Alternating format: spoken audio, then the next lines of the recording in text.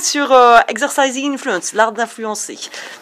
Alors, donc cette formation, moi, elle a pu me révéler que l'influence, c'est pas quelque chose de mal, où on manipule, c'est plutôt, ça m'a réconcilié avec mes valeurs, donc ça m'a permis de me dire que je pouvais utiliser l'influence pour mon travail.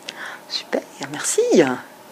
Moi, ce que j'ai bien aimé, c'est qu'on a fait beaucoup de mise en situation et qu'en fait, je pense que pour moi, c'était le seul moyen que je me rende réellement compte de là où je génère des situations de blocage. Et donc, du coup, ça m'a permis de réellement voir quelles étaient les situations que je rendais fermées et comment il fallait que je pose plus de questions ouvertes, notamment pour pouvoir débloquer ces situations et réussir à interagir et influencer l'autre.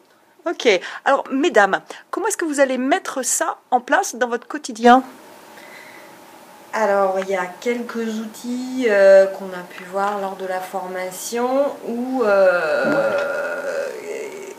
on a pu être faible, nous, de notre part, et on a identifié, en ce qui me concerne, 2 points fondamentaux que je devais exercer systématiquement dans le rapport à l'autre et de bien l'écouter et reformuler ce qu'il me disait.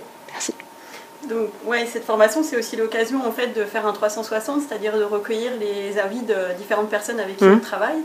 Donc ça nous permet aussi, en plus de notre ressenti à nous sur ce qu'on fait bien ou moins bien, d'avoir le ressenti des autres et de voir en fonction des personnes ce qu'elles vont mieux ou moins bien accepter comme technique d'influence.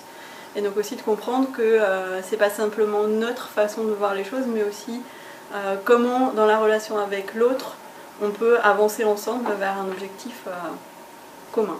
Super, merci. Et puis à bientôt pour le suivi de la formation. Oui, merci. Allez, au revoir.